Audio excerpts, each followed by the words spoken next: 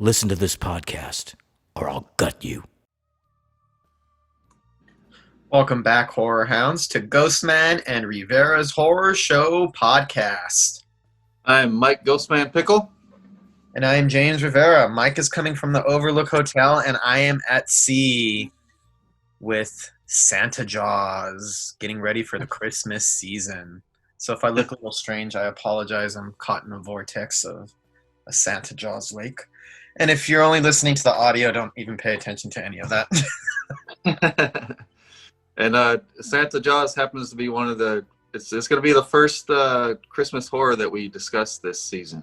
Oh, yeah. Got to get into the Christmas season. Well, we've been off for a couple weeks. We hope you enjoyed our last episode with Adam Marcus, the director of Jason Goes to Hell, and the kick-ass horror Christmas movie, Secret Santa, available to rent on Amazon Prime. Comes with the highest recommendations from both Mike and I, so check that out. Yes, and check out my full review for Secret Santa on our Facebook page. Yes, check it out. Awesome movie, kick-ass, killer.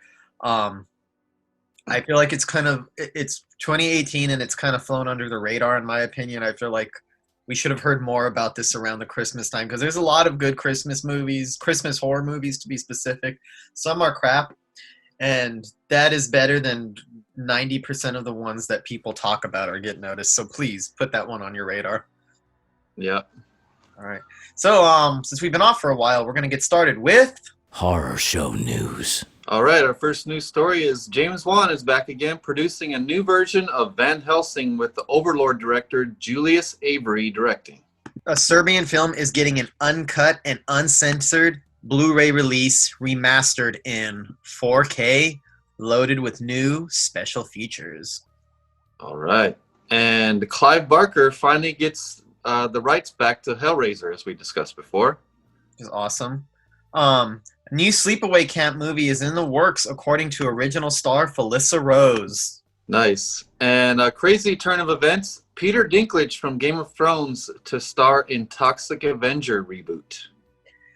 And lastly, the saddest news that we have to report on, Daria Nicolodi, who is one of the great actresses in horror, especially when you look at the giallo genre, has passed away.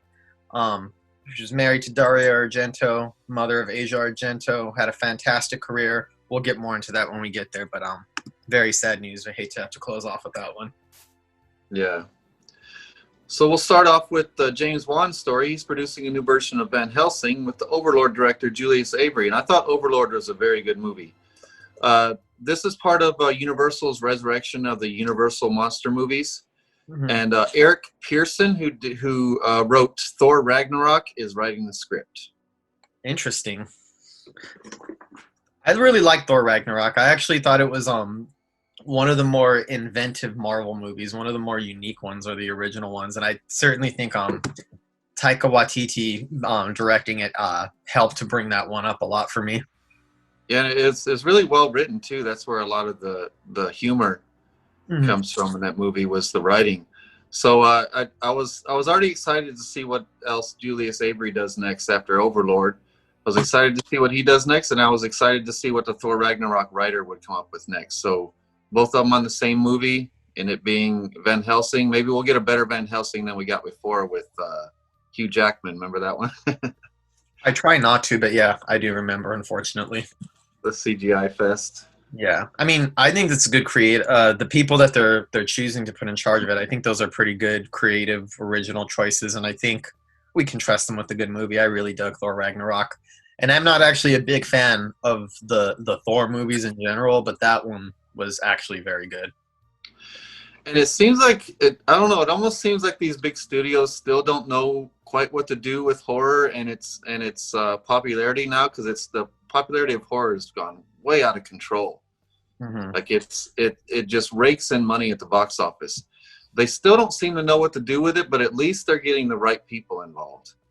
Yeah, like, I mean, it's kind of typical. Nobody wants to see another Van Helsing movie unless you got the right people involved, and they were smart enough to get the right people involved. So, I mean, the fact that it's a Van Helsing movie kind of gives you an idea of how big studios are approaching horror right now.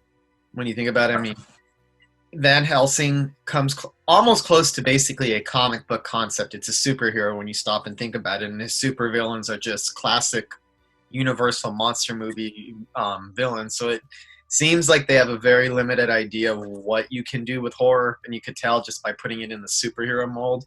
But I mean, fuck, if it's good, I'm not going to complain too much.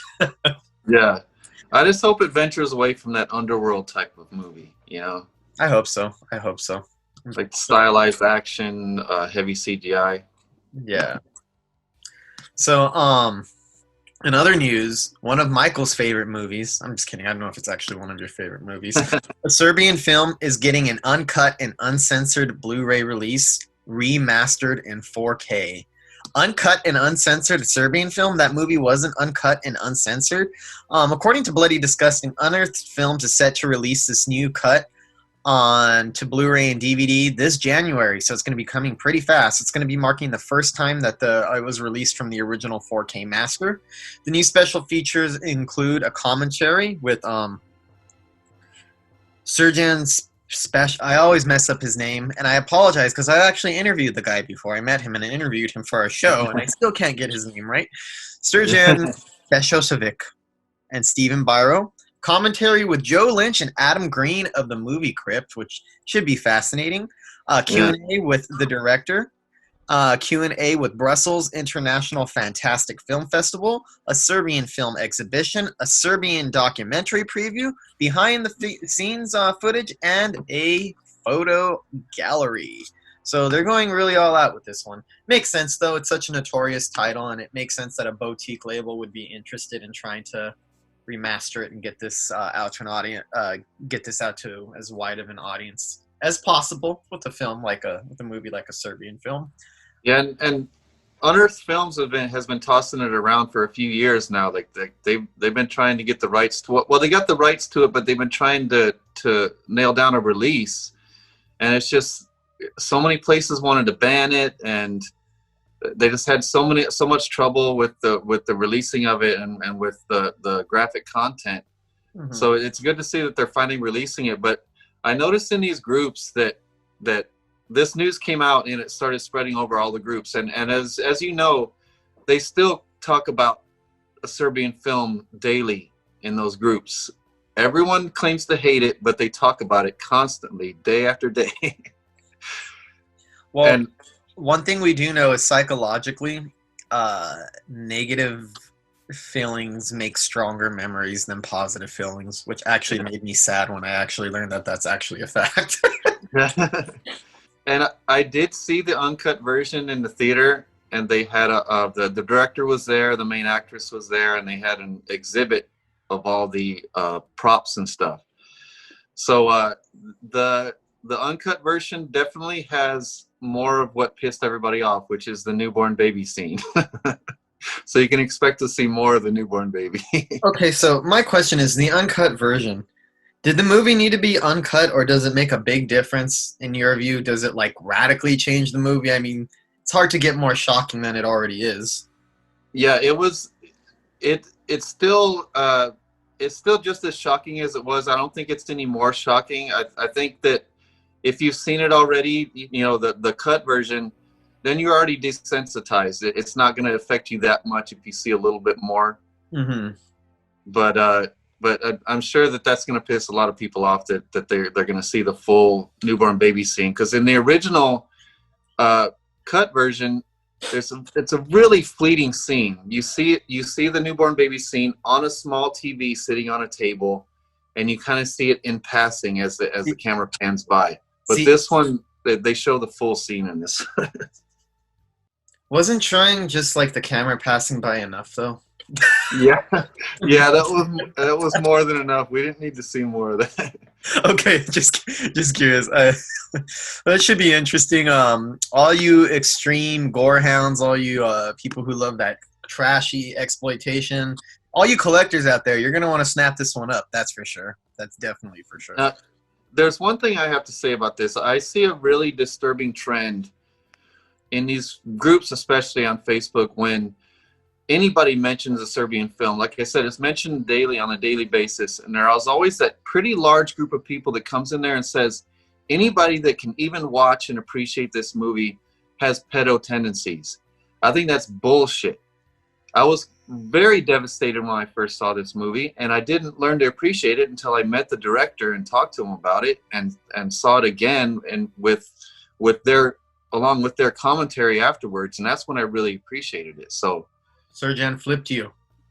Yeah, he did. And I don't know if I mentioned it on the podcast before, but he got such a kick out of me being one of the first reviewers to ever see it in the US before it was released. And I urged all my readers to not watch it. And it became huge after that. And he got a big kick out of that. That I went from begging the readers not to watch it to actually enjoying it and appreciating it. You know, we got to post that interview. We actually did an interview with Surjan, the director, and it was actually for our horror variety series that was airing on American Horrors. It was not on the podcast. We got to share that with the audience sometime, because I don't think our podcast audience has heard that interview yet. It's only 7 minutes, but it's interesting. It's a cool little interview, and I wish I would have recorded me talking to him that night of the exhibit and the screening that I seen when I did my whole turnaround. Because that was a very interesting conversation, because I'd had a few beers, he'd had a few beers, so neither one of us were inhibited at all. So that was an interesting conversation. Must have been. So here's some interesting news for. Oh wait, it's your turn. I apologize. You go next, Mike. Oh yeah, I'm jumping ahead of myself. The next one is one that we've reported on before, but it was just in the works before. Clive Barker regains the rights to Hellraiser. Now, we reported on this, on Barker's intention to get the rights back months ago. Well, he finally did it, and he officially gets the rights back December 19th, 2021. He will not own the rights to anything after Hellraiser 1987, but he is excited about the Hellraiser series, which is coming to HBO. David Gordon Green is going to direct the pilot. Michael Dougherty is co-writing it with Mark Verheiden, who wrote Battlestar Galactica. And also there's a movie coming out directed by David Bruckner, who directed Super Dark Times, a segment in VHS, a segment in Southbound, and also The Ritual. So exciting things coming up on the Hellraiser front. This is really unpredictable. I know that there's an HBO series in the works with David Gordon Green, and there's a movie, but given this franchise history of stops and starts and canceled, I don't know how many canceled Hellraiser projects there have been, and then fighting over the rights, and with it reverting back to Clive Barker, which is great news. I don't know if it's going to be guaranteed that the plans are going to go exactly the way it was. It'll be interesting to have the original man back in charge of his baby, basically, his franchise. I mean, it kind of sucks that he's only has the rights to the first one, but let's be honest. I mean, I like Hellraiser 2. I know that the series has its sequel, but it's really the original Hellraiser is what makes that franchise so great and so memorable and so unique. So I'm okay with him only having the rights to the first one. It's hard to say with this franchise's history how much they're going to stick to the plans that they have right now, and depending on how Clive Barker is going to treat the project. Yeah, and the producers screwed this franchise up even worse than the Halloween franchise, I think. Oh yeah. So they just went all different directions. They tried to reboot it once with this silly looking Pinhead. It just hasn't worked. Pinhead? The Walmart Pinhead. That's what they call it. And you've seen that meme. Oh yeah.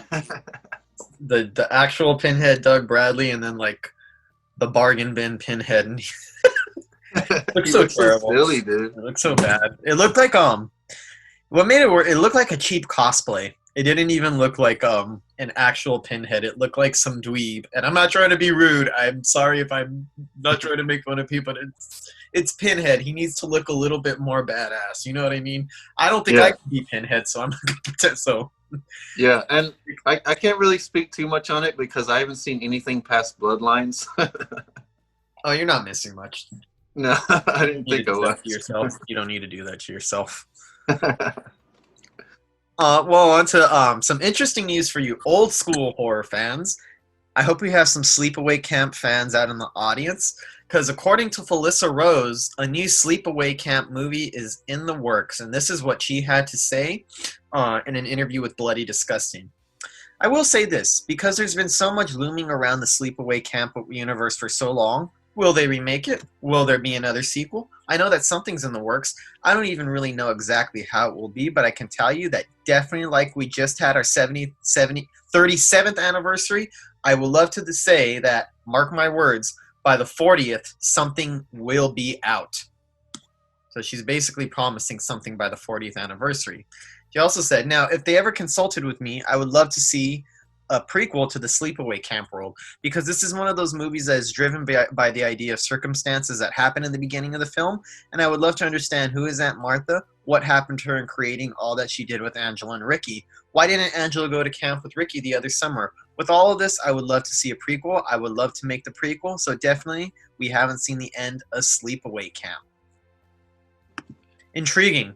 It's nothing too solid, but I don't think Felissa Rose would be talking it up like that unless they've been actually really circling this and like really pitching back and forth ideas. And I feel like especially with the advent of the internet. I mean, the internet obviously isn't new, so I'm not to sound stupid, but like with the internet, the way it spreads and the way that a lot of classic horror movies and cult films are having a resurgence because of the internet. It's getting new kinds of fans and new kinds of exposure. And Sleepaway Camp has always had kind of a cult audience. It's been known as, like, for slasher fans, one of the definitive slashers of the era that it came out. Certainly one of the most memorable. I feel like in recent years, the cult behind Sleepaway Camp keeps growing and growing and growing, and its reputation grows every year.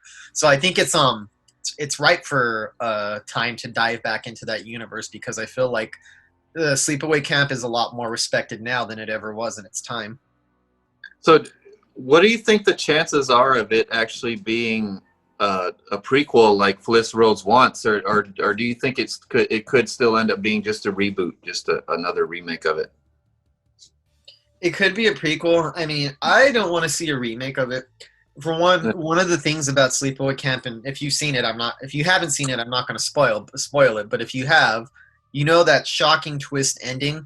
Everybody's going to know what it is by the time the remake comes out. People will look it up. It'll be all over. You cannot replicate that shock that they have at the end of the first Sleepaway Camp, that very visceral, raw shock that gets unleashed on the audience. And everybody who's ever talked about the movie has always said the first time they saw it, they were completely caught off guard and kind of blown away by the ending. You can't recreate that. I don't really think a reboot is necessary. My thing is, I actually would prefer a sequel, not a prequel. That's just me, only because I would like to see Felissa Rose come back and reprise the role to see where Angela is at this point in her life. Now, I know that they did Sleepaway Camp 2 and 3. Let me look this up really quick, with another actress who replaced her as Angela. Oh, yeah. She was actually pretty good too, and she was good. I actually did like her. Let me look really quick. Pamela Springsteen as Angela Johnson, Angela Baker. I actually thought she did a good job in part 2 and 3. I liked her take on the Angela character. But let's be honest, in the hearts and minds of most people, it's Felissa Rose. Even though Pamela did a great job with the sequels, it's Felissa Rose, and I think people want to see Felissa Rose revisit that character now. Yeah, and she's remained a staple in the horror genre. So she's always at the conventions. She's always doing these little B movies, and always working with Joe Bob. She's the mangled dick expert on Joe Bob. Yeah, we met her about a month ago. She's a totally sweet person too. Yeah. So let's hope it happens. Let's hope it really happens. I'm looking forward to it. I love Sleepaway Camp. I need to see the rest of them. I've only seen the first 3. I'm hesitant to check out the other ones, but at some point I will. Yeah, well, let's hope it's either a sequel or a prequel and not a reboot or a remake. Agreed 100%. All right, I'm really excited about this little news story. Sorry to call it little. There's no pun intended, really. Peter Dinklage from Game of Thrones to star in a Toxic Avenger reboot. The film is being produced by Legendary Pictures, which did some big movies like Godzilla, Jurassic Park movies, Crimson Peak, and Krampus. And it's directed by the great Macon Blair, who directed his first film, I Don't Feel at Home in This World Anymore, like last year, I believe. But there's no word whether Dinklage will play a Toxic Avenger or a villain. So the main reason, well, of course I'm excited to see Peter Dinklage in a movie like this, but I'm really excited to see what Macon Blair does next, because he worked closely with Jeremy Saulnier. He was one of the stars of his first film, Murder Party. He was the star of his best film, Blue Ruin. He was also in Green Room. And then he comes up and does his own movie last year or year before last called I Don't Feel at Home in This World Anymore, and it blew me away. This guy has an excellent vision. I love his passion. I love his style. His acting ability is awesome. So I just can't wait to see what this guy does next. And the fact that they already cast Peter Dinklage, it shows me that they're already going to make this an interesting project. I mean, what I find interesting about this is that Toxic Avenger is like a trauma production, and we associate those with like B movies, low budget, cult movies, kind of definitely on the trashier exploitation side of films. Exactly. I find it very bizarre that a major studio wants to remake a trauma picture with a big budget and big stars, and it kind of just shows you how much the world is changing and how radically different audiences are and how these things reach wider audiences now. I don't know what to think. I mean, I like the idea.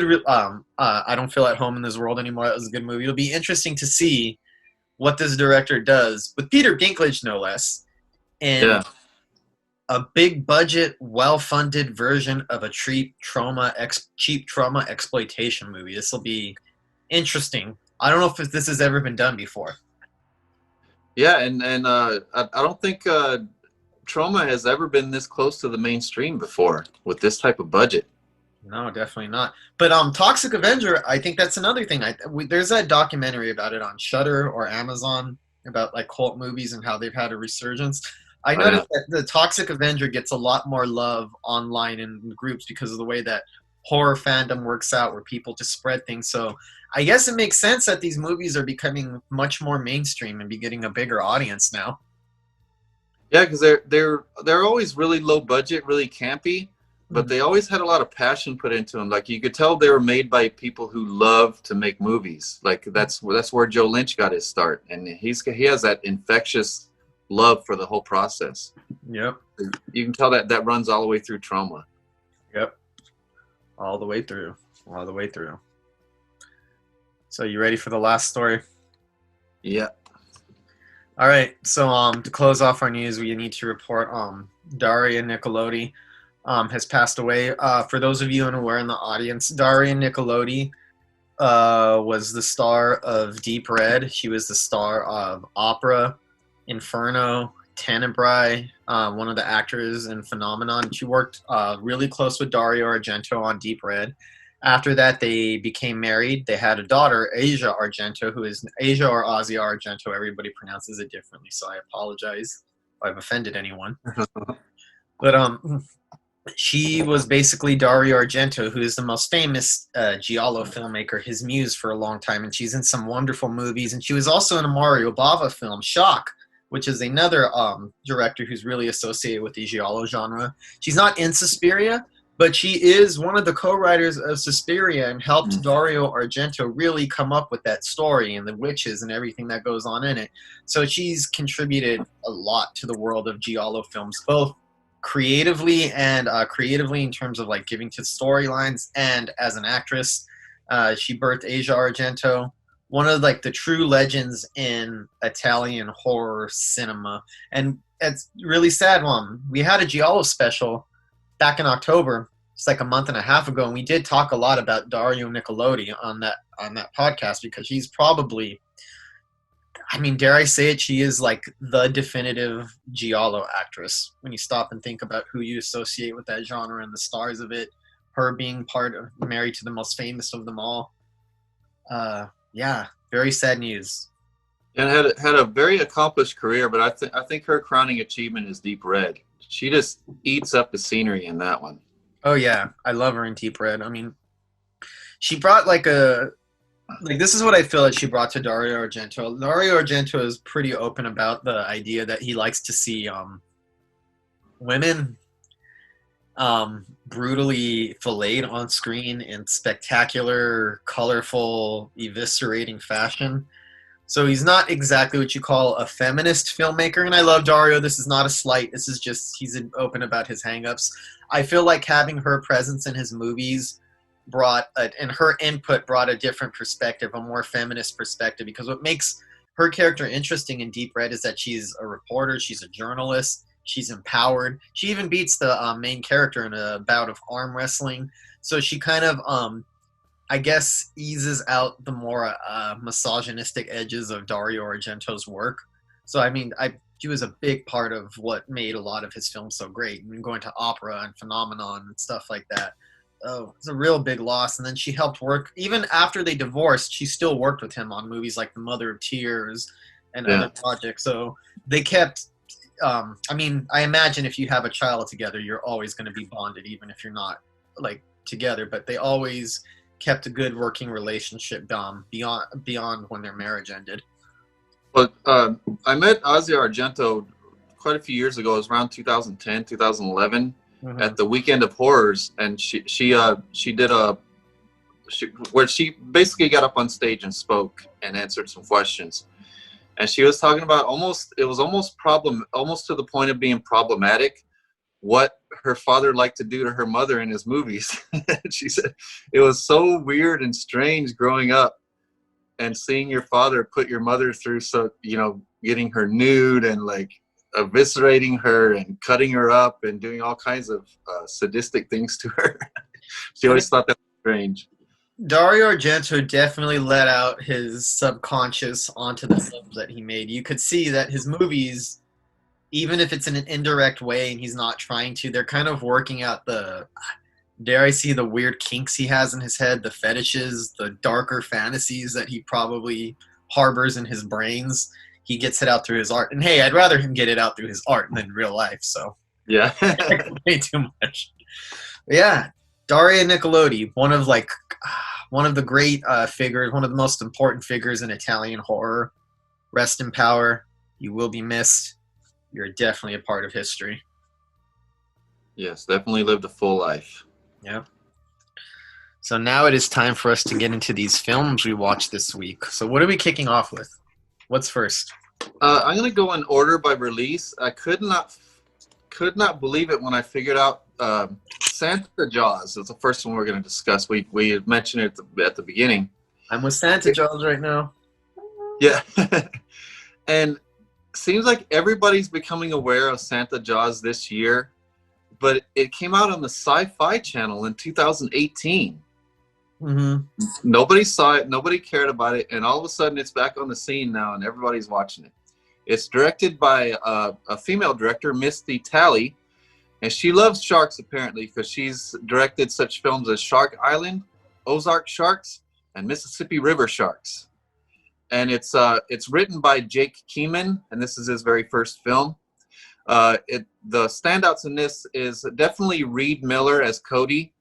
Jumps right off the screen, and I knew he was going to do something big after this, and he does have a new movie coming out called Joe Bell, where he stars alongside Mark Wahlberg. That's coming out in February. And this kid, whatever the it factor is, this kid's got it. I could tell he was going places when I watched Santa Jaws. And then his friend Steve, played by Han Tran, I thought that was a good character. And also Scott Allen Perry from Found Footage 3D. He plays Clark, the silly comic shop owner.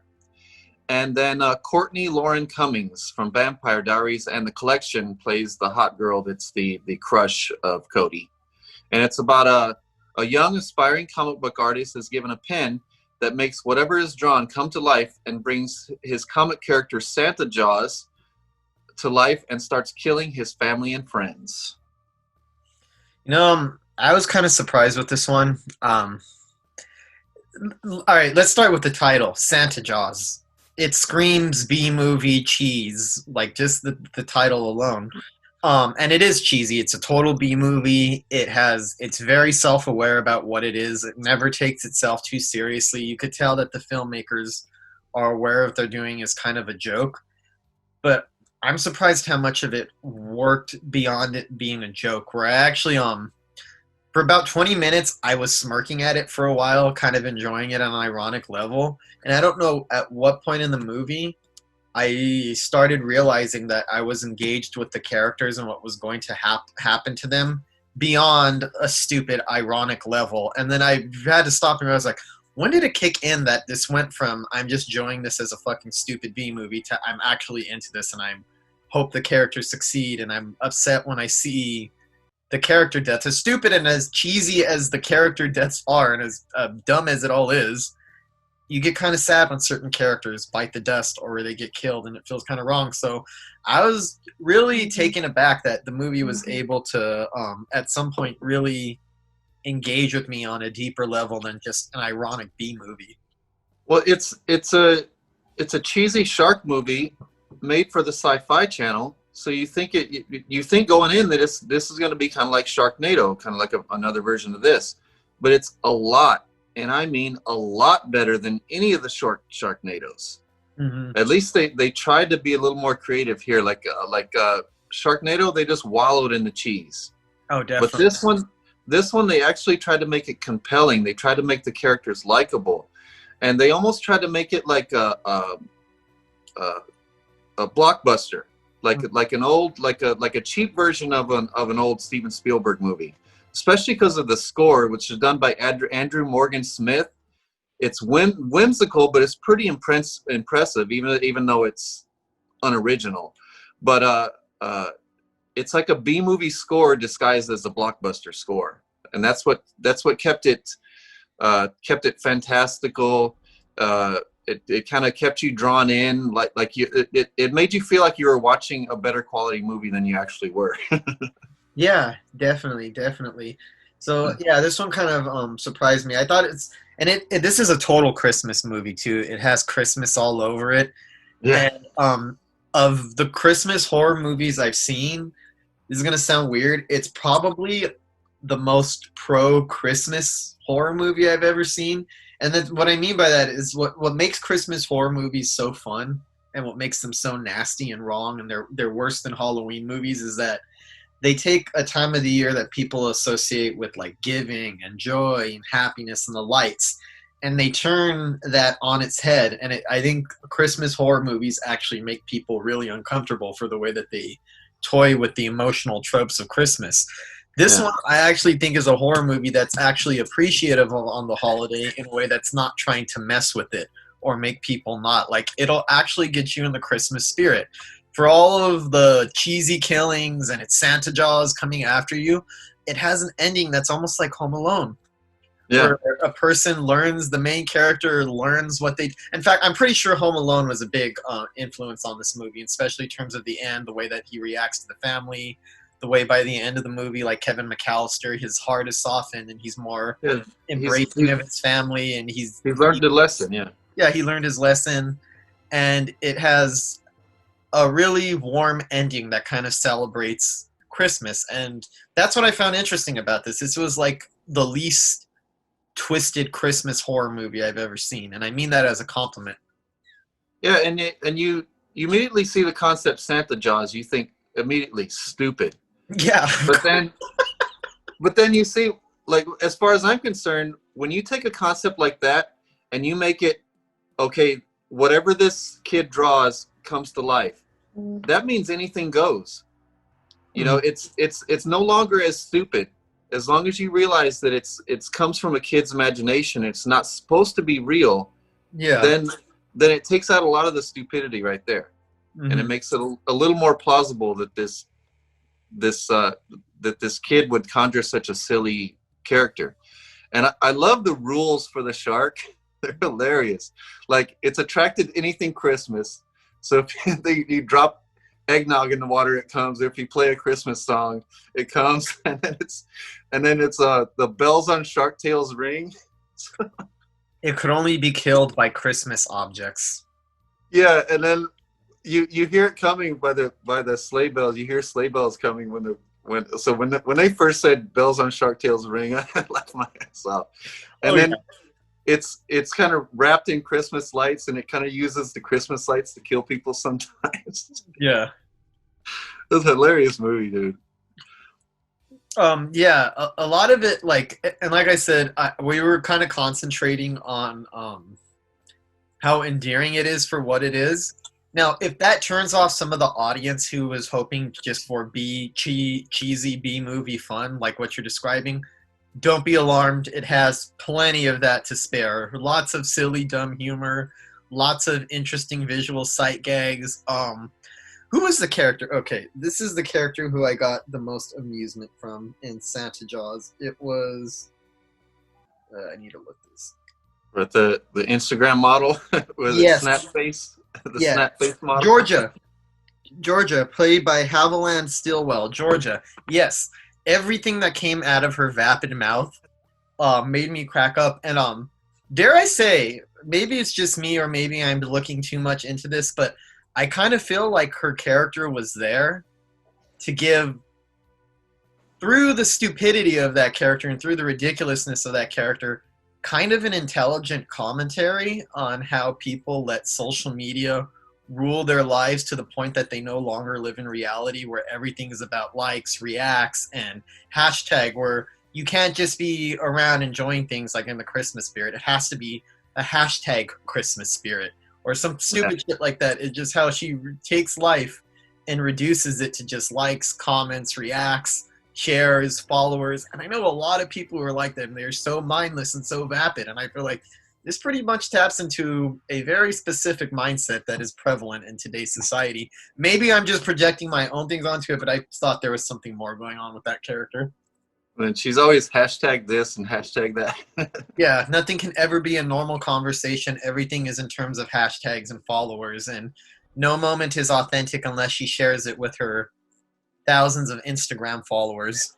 And I've also seen that type of humor tried on a lot of movies, and it doesn't work a lot of the times. Mm-hmm. But it definitely worked on this one. She was a really funny character. The silliness behind it. And it's not without its flaws, you know. It's definitely a flawed movie. Like some little moments, like the main character, like no one believes him, right? Because he's exaggerated too much before. But then he finds the thermos that the shark bit through, and you can see shark teeth bit through that thermos, and he just tosses it in the water. Like, that's how you prove that the shark is real, dumbass.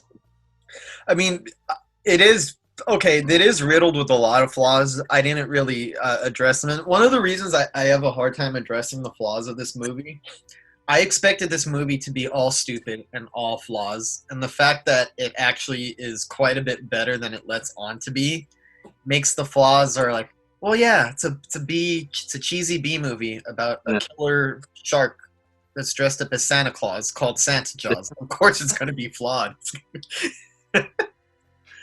And then the battling the sharks at the end, it got a little too convoluted with, you know, the exploding turkeys. Like, it wouldn't really happen that way. You really can't do that. Okay. Oh, you didn't understand that either. I didn't understand the thing with the exploding turkeys. That didn't make sense to me. I was like, what? I don't get it. But okay, whatever. Like, so supposedly, if you take a Christmas turkey and fill it full of gunpowder and shoot it, it will explode. I don't think it happens. I'm pretty sure that's not how it works, but right on. Oh, but I was surprised at how much some of these one-liners worked, especially that main kid. He could really deliver a one-liner and make it sound serious. Like, and the dad when he goes, "Let's put this fish on ice."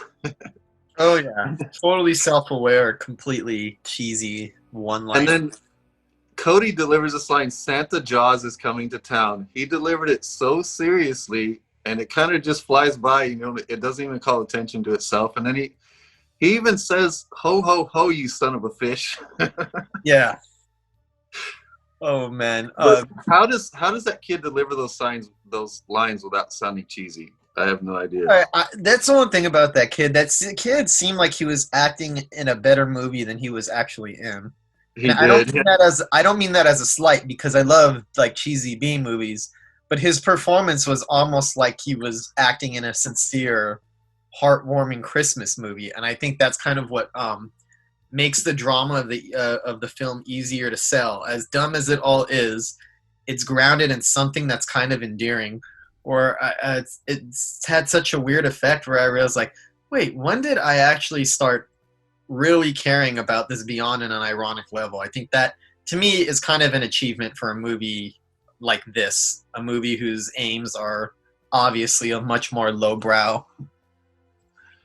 Yeah, and it has some flaws, like I mentioned, but the things that are entertaining about it and the things that are good about it way outnumber the dumb stuff, the flaws, you know?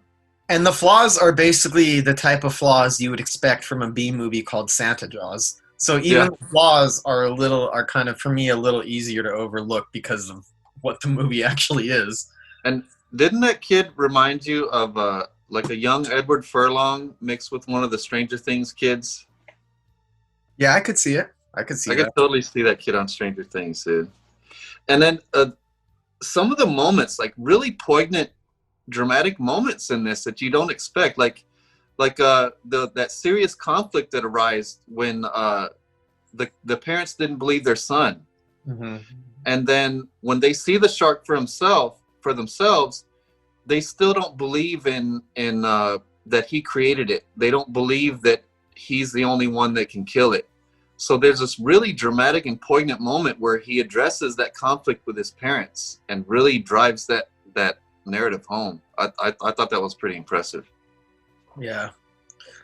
Overall, I was pleasantly surprised by this. I enjoyed it at a deeper level than I had initially thought I was going to enjoy it. And I enjoyed it on the stupid level too. I was able to enjoy it on a couple different levels. It's got heart behind it. You could tell that it's made by people who were having fun doing what they were doing. It's lighthearted enough to be like an actual Christmas movie, a Christmas horror movie that doesn't traumatize people into being scared of Christmas.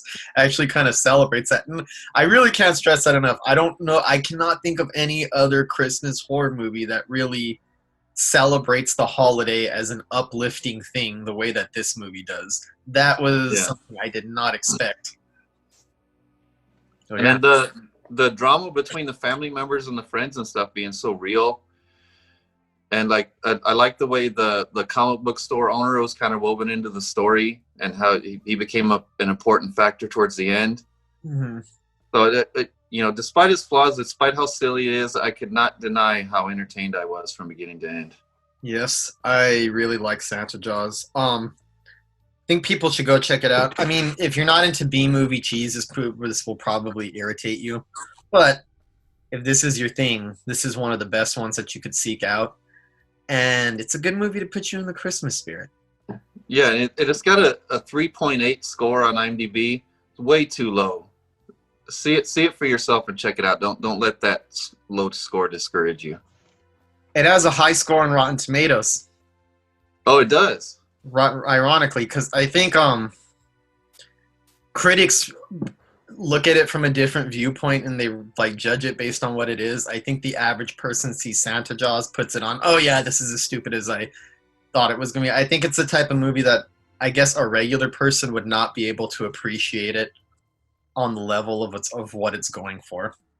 Yeah, and it seems like a typical Sci-Fi Channel movie on paper, but it does not play out like a Sci-Fi Channel movie at all. Yeah, definitely worth checking out. It is available for free. So you have no excuse on Amazon Prime. Santa Jaws is coming to town. Watch that shit. If anything, do like I did. I just put it on one night. I told you that before, and I put on really bad movies sometimes to go to sleep to. And I put it on to go to sleep. I got about 30 minutes into it. I'm like, I'm going to turn this off and watch it tomorrow. This is actually pretty good. Yep. 2015. The next one we watched was from 2019, but it's a 2020 release movie, though. Yeah, it's a 2020 release movie. It's a Canadian film. It was in festivals in 2019, but not released until 2020. So it's officially a 2020 movie. It's Spiral, not Adam Green's Spiral. It's a new Spiral. that's on Shudder right now. It's directed by Kurtis David Harder. He's a producer turned director. He produced Stillborn, Harpoon, and Z, so he's been working a lot with Shudder. And the writers, really good writers on this. Writer Colin Minahan, who used to be with the Vicious Brothers, who did Grave Encounters 1 and 2, Extraterrestrial, It Stains the Sands Red, Stillborn, and Z. And he co-wrote it with John Poliquin, who directed Grave Encounters 2. So I love when filmmakers collaborate like this and kind of throughout a series of movies, and they seem to get better and better each time. The standout actors in this one is Jeffrey Bowyer Chapman, who plays Malik. He was in Grave Encounters 2 and also in Dirty Grandpa and American Horror Story. He was an excellent main character in this, my favorite character probably in the whole movie. Ari Cohen plays his boyfriend Aaron. He was in It Chapter 2. And let me see. And he played Stanley's dad in It Chapter 2. That's the part he played. And then Jennifer Laporte as their 16-year-old daughter Kayla. And then Lachlan Monroe. Lachlan Monroe, he was awesome. He's a great character actor. He's been in a lot of things. And Kendra, he's in Unforgiven, Scary Movie, Freddy vs. Jason, Kid Cannabis, yeah, Recoil, Duels. He's in a lot of stuff. If you see him, you're going to recognize him, is what I mean. He's in so many different things as a character actor that once you see the guy, you're going to be like, hey, I know him from somewhere. And a lot of things he's been in, he's usually a comic actor, but he really played a really good dramatic role. And then his wife was played by Chandra West, and they were really good creepy neighbors. So this is about a same-sex couple, Malik and Aaron, moved to a small town with their daughter, and Malik starts to suspect that the neighbors have sinister intentions and dives into occult conspiracy and supernatural horror. I loved it from beginning to end. I was completely riveted. It begins in the 80s, and they show this tragedy that's kind of woven throughout the whole narrative. Excellent. You fast forward to 10 years later, it's set in the 90s, which I thought was a nice touch. 1995. And then the immediately first couple scenes, the conversations between Malik, Aaron, and their daughter, instantly compelling. And then you're actually compelled and drawn in by the family drama and them moving to a new place and everything. And then someone watches from outside, or there's noises in the house, and there's hints of something sinister as we go along, as we follow this awesome little family. And it's an excellent score. I think that's one of the main things that keeps you riveted and keeps you invested in the story, and then ratchets up the tension slowly as we go along. It felt, I know this is overused, but it felt Hitchcockian to me. I was that impressed with it. For me, it is, and I admit I've been a little slacking on this, but for me, it's my favorite horror movie I've seen in 2020. And to start off with, the obvious point of reference, and you could tell that it's going for something like this, is that it seems like it's a gay Get Out, which it kind of is. But I think just assigning it that title is like a gay version of Get Out shortchanges how good the movie actually is. And I feel that you could tell that it's very influenced by Jordan Peele's style of horror in terms of like using social commentary and delving into social issues. But I think that the style and the way that it's built suspense actually reminds me a little bit more of Roman Polanski. It reminds me of a movie like Rosemary's Baby or Repulsion in terms of like the way that it's directed, the way that it moves, the pacing. It from the very beginning, it's easy to get into. It starts off with a tragedy, like you said, that's very engrossing. I like that it took place in 1995. And especially putting a gay couple, a same-sex couple in 1995, shows you how different the world is. It would definitely change the context. And you'll see as the movie goes on, the context would change if it took place in 2020 or 2019 or somewhere closer to now. But I thought this was kind of a spectacular little horror movie. It really creeped me out.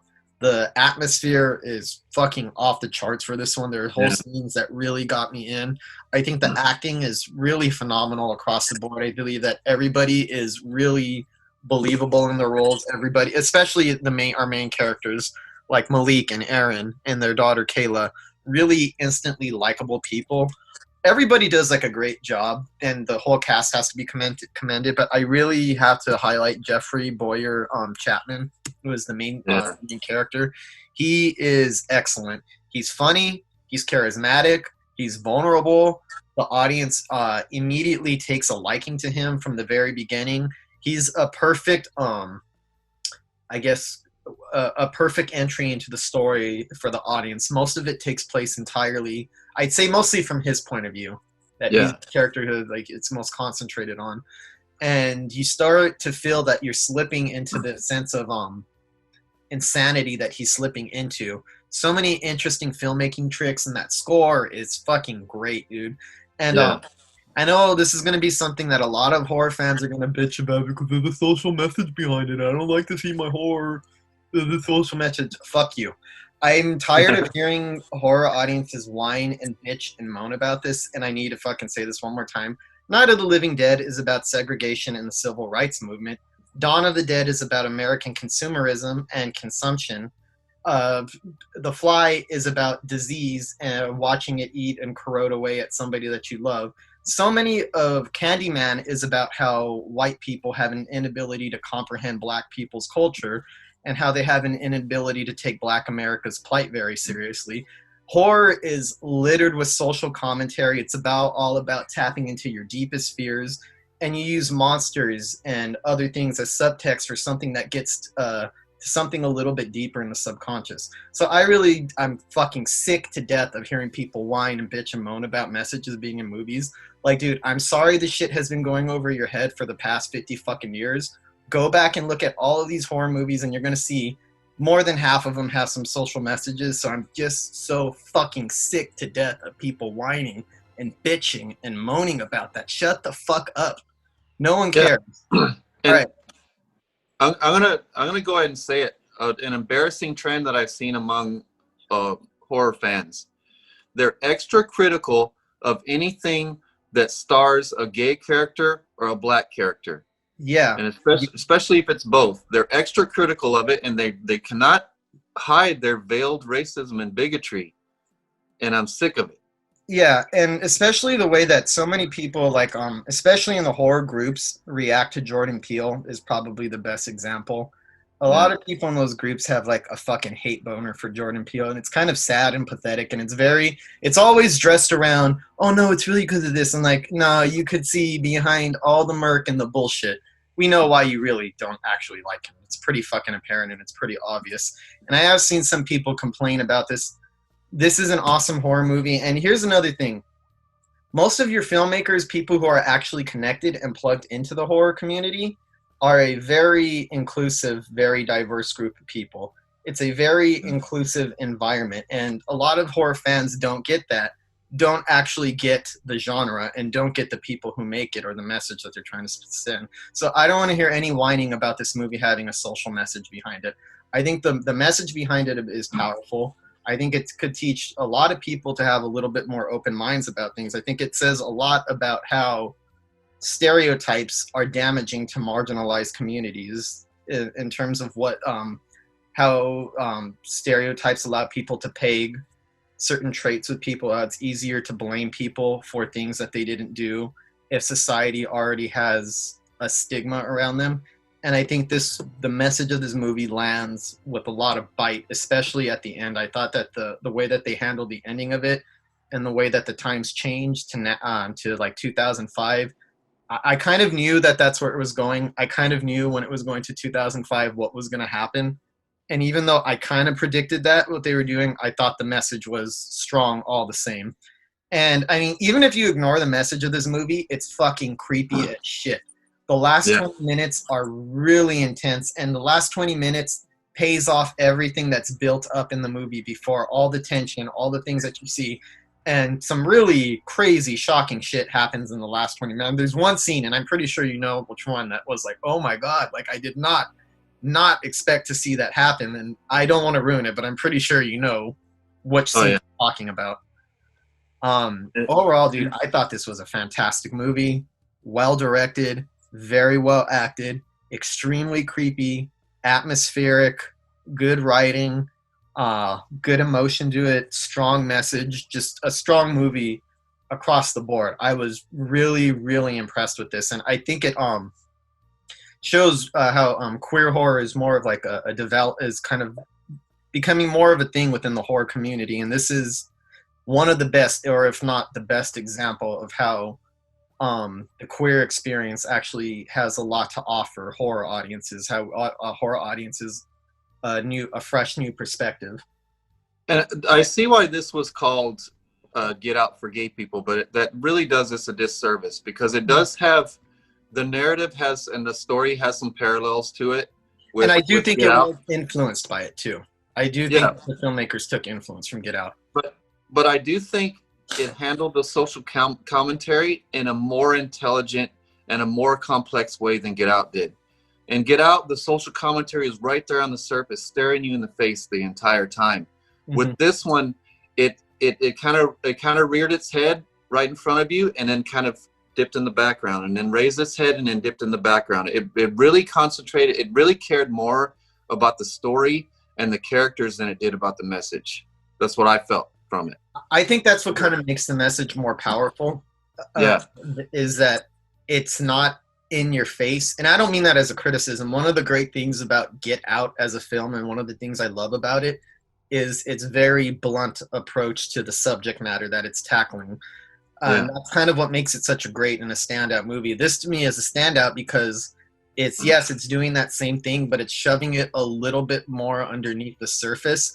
And I think that, like, even if you don't care for the message of this movie, I think any horror fan that just likes good, well-made tension, scares, atmosphere, and thrills, I feel like this movie has a lot to offer purely on a surface, shallow level. Like, it's creepy.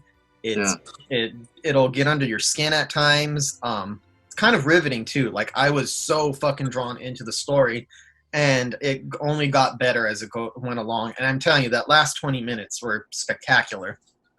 And some have called it a slow burn, and I don't even think it's that. I think the story is compelling enough where you're engaged the whole time. I never felt a lull in the whole thing. I believe it's patient rather than a slow burn. The filmmaking and the writing is very patient and confident in what it wants to do. Mm-hmm.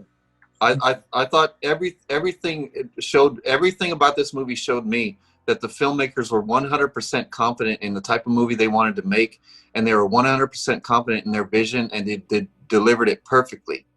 And then like the way it gets stranger and stranger without ever losing sight of the story or the characters, like what the old man handing the guy the blank piece of paper. It's such a compelling mystery. It draws you into the mystery. It draws you into the drama. It draws you into the message. There's so much to sink your teeth into on this movie. And even when the riveting mystery turns supernatural, it's so compelling and so it feels like it's going to stick in my mind forever. Mm-hmm. It feels like one of those I'm going to watch over and over again. And then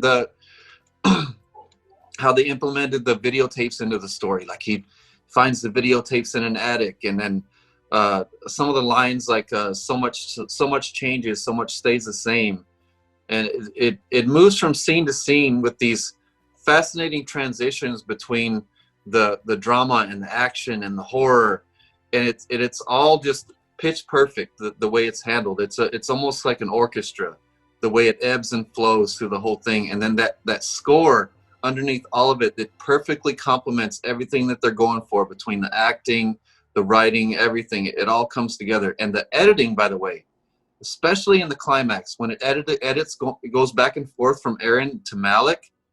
When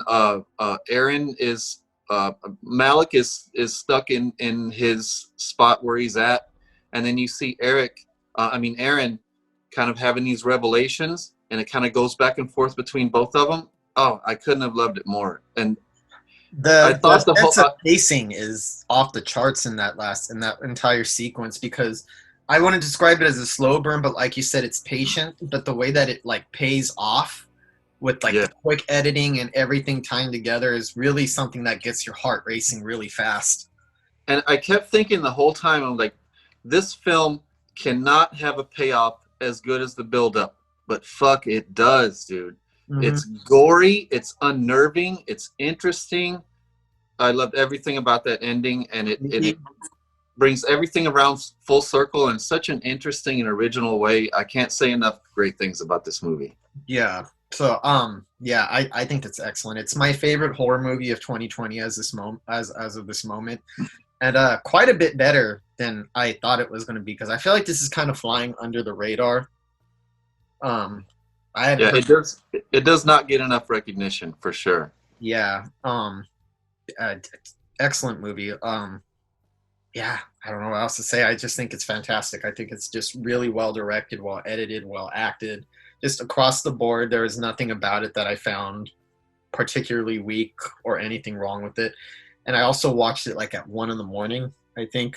Yeah, I watched it really late at night at 1 a.m in a darkened room, so I was really able to get into the atmosphere and the feeling, and really creeped me out for a couple parts. It had me jumping a little bit. And there's nothing in here that's like the equivalent to jump scares, but there are a couple things that might make you jump in it. Yeah. Did you get that feeling, or is that just me?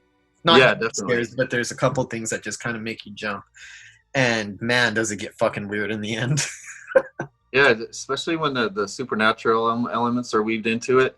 Yeah. And they just don't pop in out of nowhere. It's like woven throughout. Like, yeah, you can see from the beginning that it's going to lead to that. In case you think we're spoiling it, I think it's pretty obvious that there's something supernatural going on, and especially if you've seen movies like Rosemary's Baby or The Exorcist, where it starts off normal, you got kind of an idea. And even though you already know that it's going to lead to there, the rat that it takes to get there and the journey there is kind of what makes it worth it. Like, you know that it's going to lead to this place, and it's still kind of shocking when it gets to that. Yeah. Mm-hmm. So I think that's another thing that makes it really kind of special in that sense. And I thought those times when the main character would start missing time, it would kind of throw you off in the same way that the character's thrown off. So you're really invested in his plight. Yeah, the lapses of time that there is in the movie. Yes, he's sitting there talking to a person, and all of a sudden they're in another room. Oh shit! I really loved it. I really loved it. So that brings us to our final movie of the week, which is another 2020 horror film, Underwater, directed by William Eubank, who directed the Signal back in 2014. He's a cinematographer turned director, and you can tell by watching the movie. And the writer is Brian Duffield, who wrote Babysitter and Insurgent, and also co-written by Adam Kozad, who wrote Jack Ryan's Shadow Recruit. The standout in this one is, of course, Kristen Stewart. Vincent Cassel, he's always good in everything he does. He seemed to be a little too good for this movie, if I'm being honest. And then I have more thoughts on this. Yeah. And then TJ Miller playing TJ Miller again. Does TJ Miller ever play anyone that's not TJ Miller? No. I mean, I didn't want me in this movie. This is about a crew of Oceanic Silicon Valley. Yeah, yeah, that one. That's what I kept seeing with that character, but proceed. And Deadpool, too. In Deadpool, he played the exact same character as he did in Silicon Valley, and then in this one, he plays the exact same character as he did in Deadpool. But it's about a crew of oceanic researchers at the bottom of the Marianas Trench. They work for a deep-sea drilling company, and they try to survive when an earthquake devastates their facility, an earthquake that was caused by a giant creature that was released by the drilling. Now, this is the one where it has social commentary, it has a message, but it clubs you over the head with it from beginning to end. Come on, dude. I was worried. I didn't know what you were going to think of. Okay. I was worried this was going to start an argument, but I'm glad I could see where it's going. Okay. And many parallels to Alien. Some of them were deliberate. Some of them were deliberate. They should have stayed away from that, dude. It made it come off as too unoriginal. I just didn't care about it to a point. Don't make callbacks to a masterpiece. Yeah. And it starts out with the voiceover of Kristen Stewart saying what it's like to be underwater. That prattle that she's preaching. Yeah.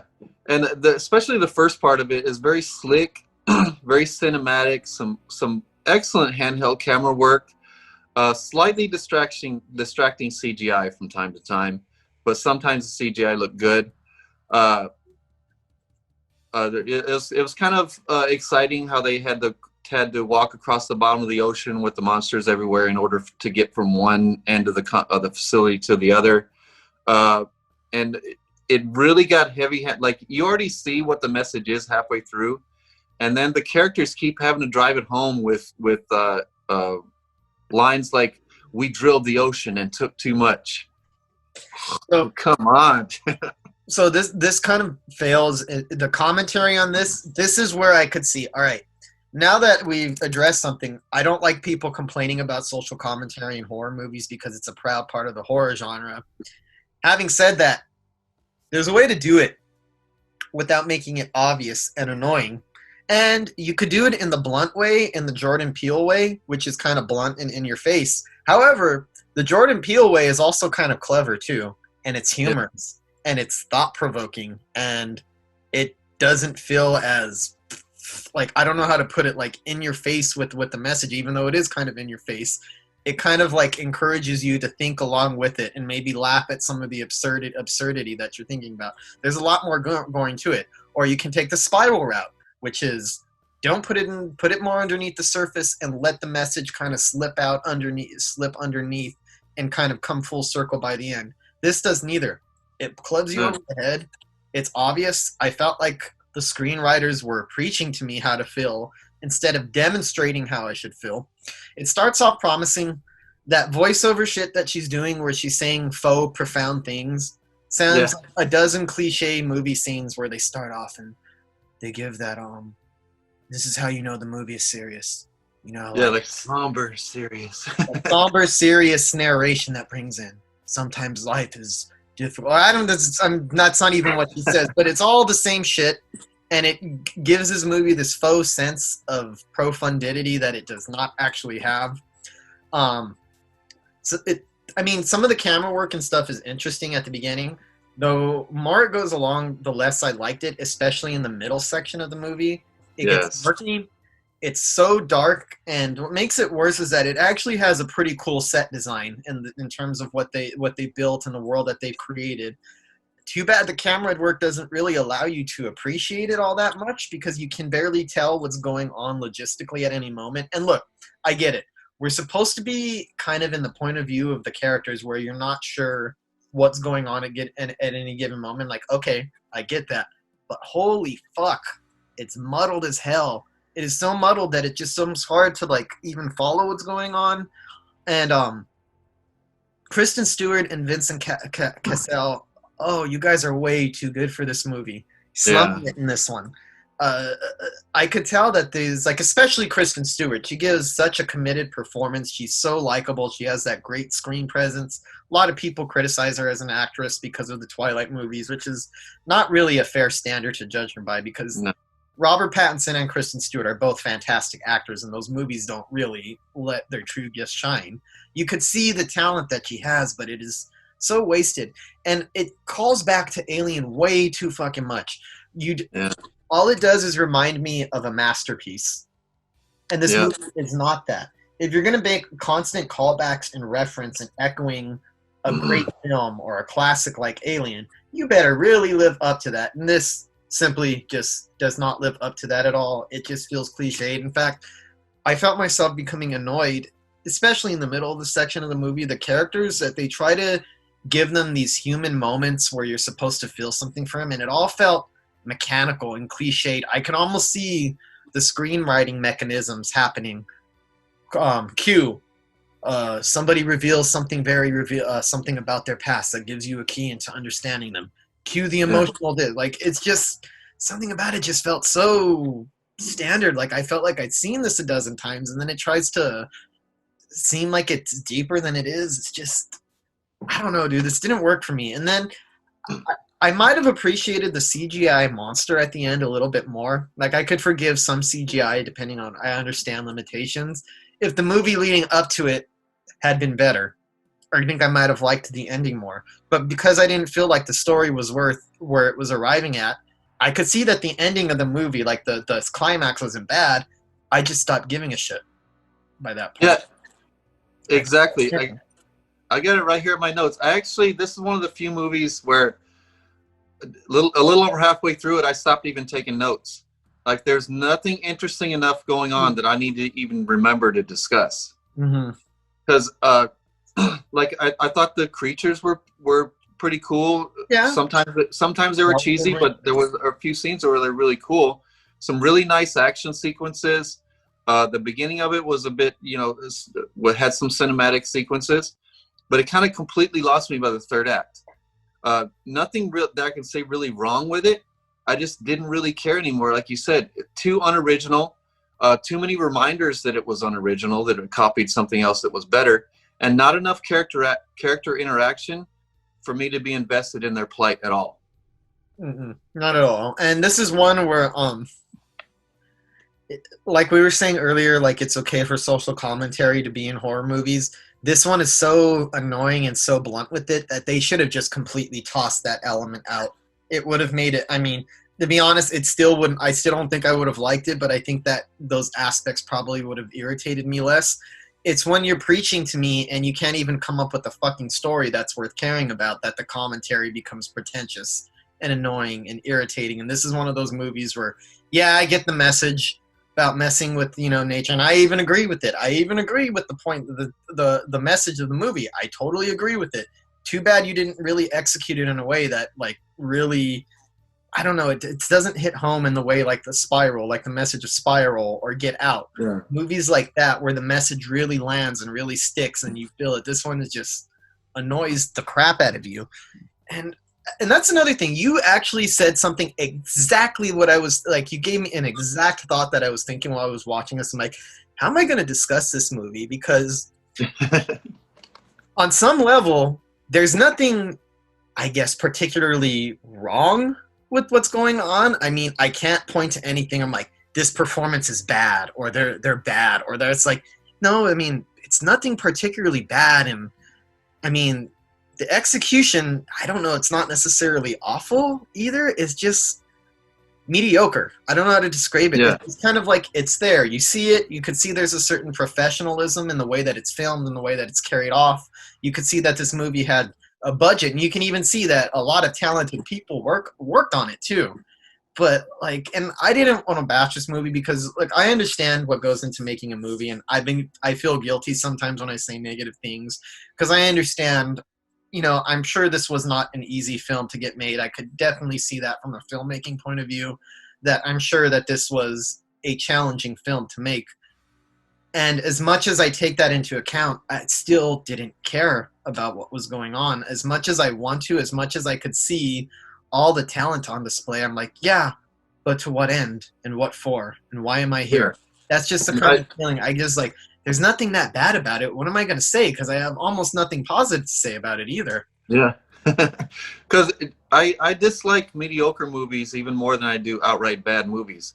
Yeah. Because there are movies that have a lot more flaws than this one that I enjoyed a lot more than this one. Mm-hmm.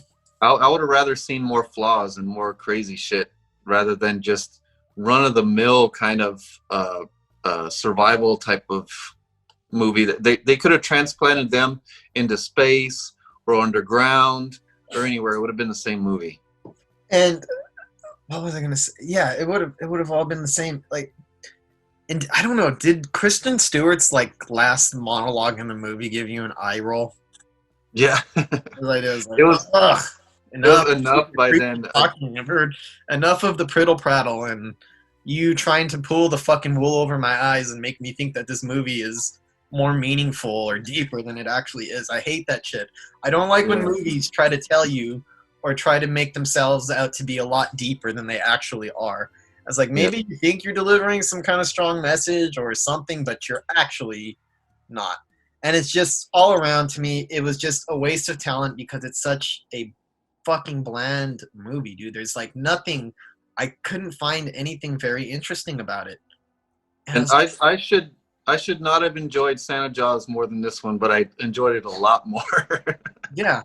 And I think it's just like, I don't know. Yeah, Santa Jaws is cheesy, but it's aware of what it is. It succeeds at what it wants to do. It's made by people who know that they're making a movie that's a joke, and they're going to go execute that joke to the best that they possibly can and throw as much heart and feeling into the joke as possible. It is possible to be ironic and still have heart and emotion and still be kind of cheesy. This one, on the other hand, yeah, it has bigger ambitions than a movie like Santa Jaws does, but it completely fails at what it sets out to do. So on the one hand, maybe this is a more difficult film to make than something like Santa Jaws. From a filmmaking point of view, I'm not going to say that, oh, Santa Jaws was so much more of a challenge. I mean, I know that any movie comes with, this is not dismissive, just to be clear. Any movie comes with its own challenges. That still doesn't matter because Santa Jaws is more engaging. It's more entertaining. It's more fucking fun. Yeah, and why put so much into such a, I don't know, such a derivative story? Mm-hmm. And why would you want to recall Alien as much as this movie recalls Alien? Like, it's too much. Like, I don't know. Like, Alien is like, is to me, that is, for all intents, that to me is a damn near flawless movie. Like, frame by frame, sequence by sequence, I think that is about as perfect as movies get, is Ridley Scott's Alien. I love that movie. Why would you want to recall that when you know that you have a lot to live up to? Most movies are never going to be as good as Alien. Why remind the audience constantly of a better film? Because the only thing I kept thinking, like, you know, I might as well just put on Alien again. Yeah. This. What am I gonna get out of this for? And did you not think that the twist was kind of predictable? Yeah. It tries to make itself seem like there's like some big reveal and twist. I'm like, this isn't that shocking. I was already headed in this direction, was it not? And then it plays it off as if it wasn't. It was just all too much. It was just, I couldn't care about anything that was going on. Yeah. Like, look at this profound reveal. Isn't it impressive? Yeah, it's too self-aware. Like, I just could feel the mechanics behind every scene. I could almost see, like, the screenwriting rules being applied. I could see the cues and cue this part, cue that part. It just, all of it felt so cliche and bland. And I don't know. I really, in a couple of years, nobody's going to remember or talk about this movie. Yeah. I say that with confidence. Especially alongside the other two movies that we discussed. Because we discussed Spiral, which is much higher quality and much more a better example of great filmmaking. And then you had Santa Jaws, which is a much better example of a fun movie. And it kind of and then Underwater kind of failed on both fronts, on being fun and being profound. Okay, perfect. So before we started this podcast, we had no ideas what each other's opinions of each movie was going to... I think you already knew what I thought of Spiral. I think I mentioned it to you. But yeah. Santa Jaws and Underwater, I already almost forgot it. Yeah, I really did first. I was like, what were we talking about? Yeah, Santa Jaws and Underwater. I forgot what I was saying. My bad. Brain fart. Underwater has about as much imagination as its name. Yeah, it has. That's a good way to put it. Oh yeah, I thought that I was gonna be like, oh no, Michael's not gonna like what I think of this movie. I think he might like it. I was like, oh okay, we're on the same page with this one, because I mean it was relatively well reviewed. Most of the people that I follow on Letterboxd really liked it, and it's people whose opinions I really respect. I mean, but I don't know. I don't see what other people see in this movie, and I'm kind of glad we're on the same page, because I thought, oh no, I'm going to be in the minority on this one. Yeah, because you can be impressed by action sequences and even some of the CGI and effects and stuff, but there's got to be something else there to latch on to. Yeah. Yeah. So. And they didn't seem to want to put any layers in that movie at all whatsoever. My thing is like, let's go watch Alien. Go watch Prometheus. Yeah. Go watch one of those movies instead. And that's weird. I know that those are not underwater movies. They're in space. But that's how generic and rip-off that this movie is, that you could put it, like you said, underwater, in space, underground. It wouldn't really make a damn bit of difference in terms of what the story is. Yeah, and Kristen Stewart shaved her head for this role. I wonder if she regrets it. This is like Shia LaBeouf getting tattooed for that movie. That David Ayer movie. I already forgot what it was. Yeah. All these mediocrities that keep like slipping away from my brain. I can't even think of that movie. It's that David Ayer movie where Shia LaBeouf got a bunch of real tattoos. It's like, why, bro? Yeah. Great actor. You don't need all those real tattoos. So yeah, she shaved her head. I mean, kudos to her. I really like Kristen Stewart a lot, and I think that she gets a lot of undue shit from people who dismiss her based on Twilight movies, and I think that she's actually kind of a fantastic actress. This movie does not do her any favors and doesn't prove that. And I could see that she gave her all to it. I could see that she took it very seriously, and I could see it's an actress who really got into her craft in terms of the role. It's just that the way that it's written is hard to care about, and no amount of actorly gravitas would be able to sell those opening and ending monologues. I don't care how good you are. Yeah. You're Daniel Day-Lewis, and you're not going to sell those opening and closing lines. Yeah, and after seeing this one, and I also saw the new Charlie's Angels reboot, like, people, put Kristen Stewart in better movies. She's better than this. All right. And forget Vincent Castle. He shouldn't even have been in this movie. Yeah, this is beneath him. Yeah, so because they were both really good in it, but they just weren't given much to work with. Yeah. So my thing is, just go check out a better movie. There's other movies that are like Underwater, and I think you might just save yourself some time by picking something else to watch over this. I wouldn't recommend it. Just, I don't know, there's nothing for me to recommend in it. Yeah, it's like Monster Movie 101. It's like all the monster tropes and none of the layers. Yeah, and not bad enough to be entertaining in a so bad it's good way or on an ironic level, and not good enough to be engaging either. Mediocre, right in the middle, and that to me, like you said, Michael, that is the worst kind of movie. I will take an awful, awful movie over a mediocre one any day of the week. Yeah, me too. Yep. So I hope we didn't go too negative on that last one. Remember, these are just opinions, folks. You may not agree with us, and that's okay.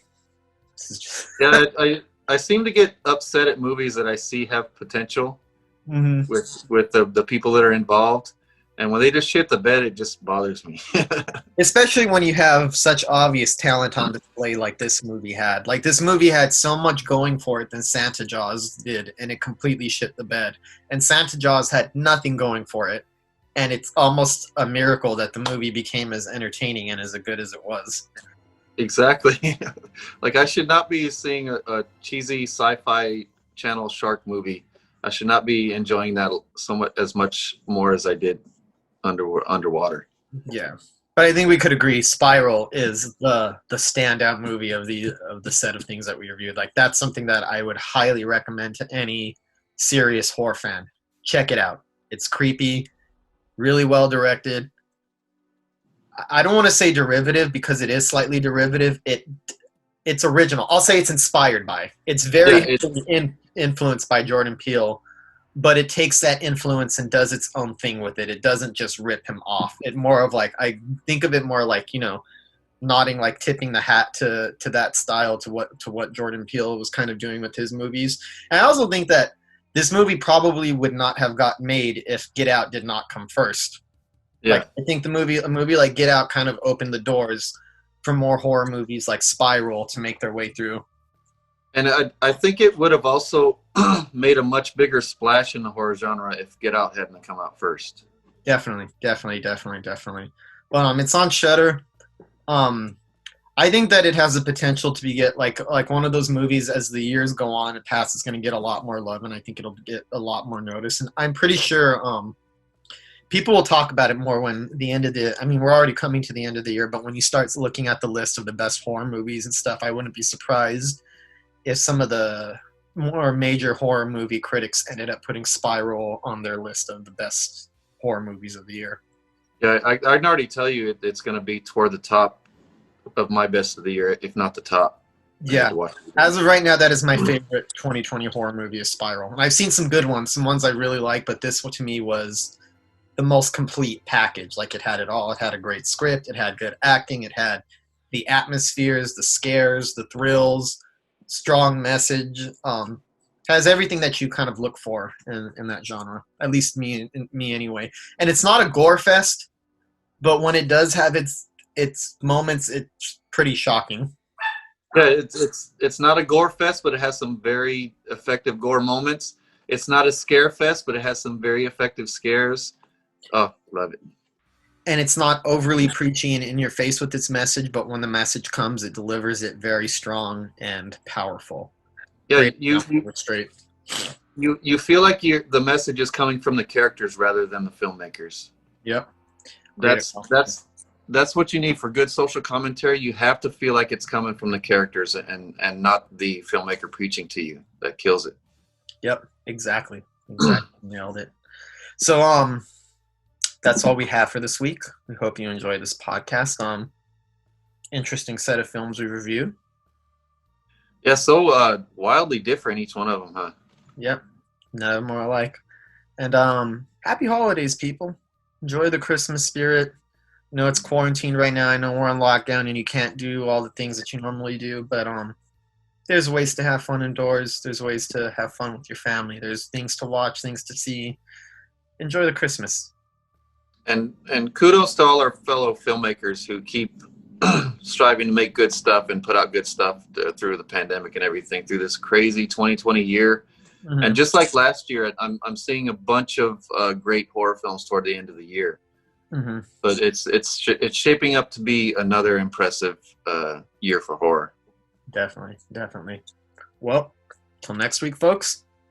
Happy horror.